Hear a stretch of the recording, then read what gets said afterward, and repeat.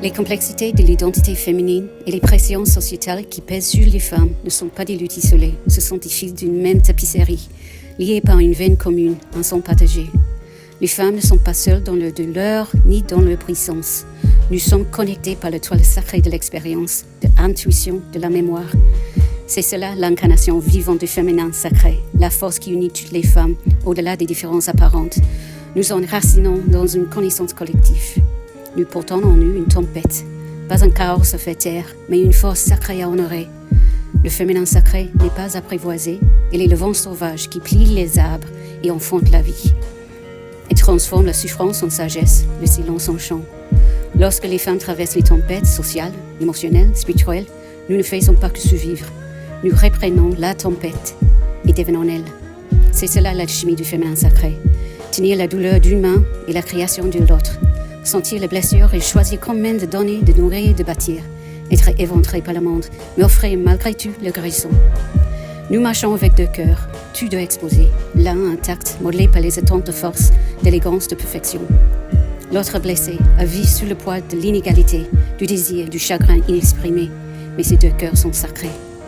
Le féminin sacré vit dans ce paradoxe.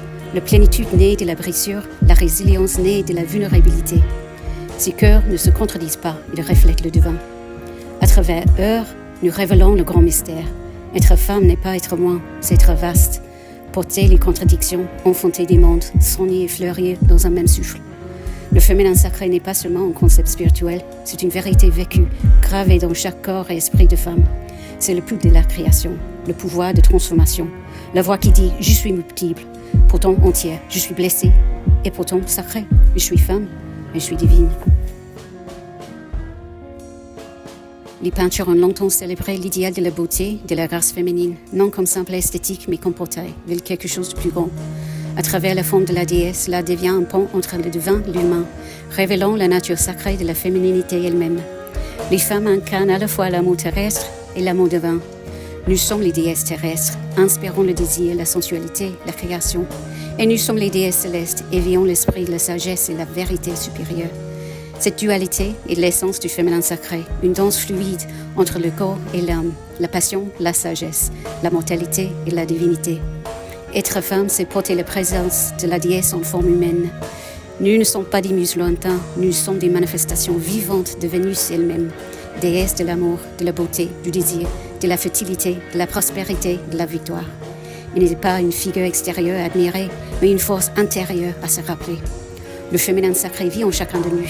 Il est le sensuel et le sacré, l'amante et la créatrice, le pouvoir qui relie le ciel à la terre à travers nous. Les femmes ne sont pas de simples objets de désir, elles incarnent le féminin sacré, puissante, affirmée, rayonnante de force sacrée. Nous sommes l'axe autour duquel circule l'énergie, l'incarnation vivante de l'intuition, de la création, de la grâce farouche. Notre présence n'est pas seulement affirmée, elle est magnétique, ancestrale, éternelle. L'amour et l'union, pour nous, ne se limitent pas au physique ou au romantique. Ce sont des actes sacrés. Une étreinte devient un rituel, un baiser, une communion d'âme. Dans ces moments, nous canalisons le féminin sacré, transcédons le monde matériel pour entrer dans une extase spirituelle où deux ne font plus qu'un, non par possession, mais par réveil mutuel.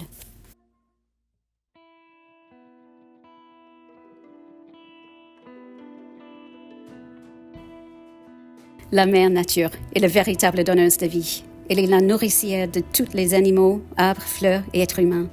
Elle relie tous les êtres vivants par son don de création. Elle a façonné un monde naturel où nous devons vivre ensemble, en communauté, pour survivre et prospérer. Les femmes partagent des qualités avec la pivoine. Les pivoines sont célébrées pour leur beauté féminine et leur force, symbolisant la grâce, la compassion et une sensualité fougueuse. Elles sont admirées pour leur capacité à survivre au hiver rigoureux et à renaître vibrantes au printemps. Elles fleurissent dans la résilience et la persévérance face à l'adversité. Les pivoines incarnent la beauté éphémère de la vie, la force de l'esprit humain et le pouvoir éternel de l'amour, de la beauté sous toutes les formes. Le chemin vers l'acceptation de sa féminité, c'est comme parcourir tous les recoins de la terre. Traverser la forêt paisible, admirer la beauté qu'il contient, tomber d'une falaise dans des vagues en colère, être rejeté sur la rive et se retrouver dans une vaste prairie. Tout au long du voyage, il faut écouter le vent et le laisser nous guider dans la bonne direction. Dans ces moments, un lien profond se tisse avec quelque chose de plus grand.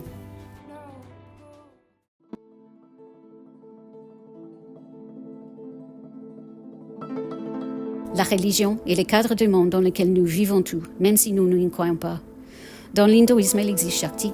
Shakti est l'incarnation de l'énergie féminine divine présente en toutes choses et en chacun de nous.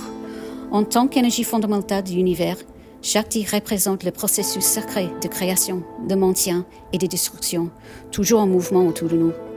Cette force cosmique féminine est considérée comme la véritable source de force intérieure. Lorsque nous parvenons à nous connecter à cette puissance féminine divine, nous pouvons accéder à l'énergie profonde de l'univers et en canaliser la puissance comme jamais auparavant. Nous pouvons ressentir Shakti dans chaque souffle, chaque mouvement, chaque pensée, car il sous-tend l'énergie cosmique et la danse mystique de l'univers. L'aspect créatif de Shakti nous invite à nous relier à notre propre créativité intérieure, que ce soit à travers l'art, la musique, l'écriture ou toute autre forme d'expression. Accueillir le féminin sacré en nous peut mener à une profonde croissance personnelle et spirituelle. Cela nous encourage à honorer nos dons uniques et à offrir nos créations au monde. Accueillir l'énergie de Shakti peut engendrer une transformation intérieure, favorisant la croissance, la compassion et un lien plus profond avec l'univers. Elle encourage l'acceptation du changement, de la créativité et du caractère cyclique de la vie, ouvrant la voie à un monde plus compatissant et interconnecté. Imaginez une lumière douce, rayonnant depuis votre cœur, représentant cette énergie féminine divine. Ressentez-la comme une chaleur bienveillante, s'étendant dans votre poitrine, puis dans tout votre corps, créant une sensation de paix et d'unité. Cette visualisation peut être une manière de se reconnecter à sa part féminine et de cultiver une force intérieure empreinte de grâce.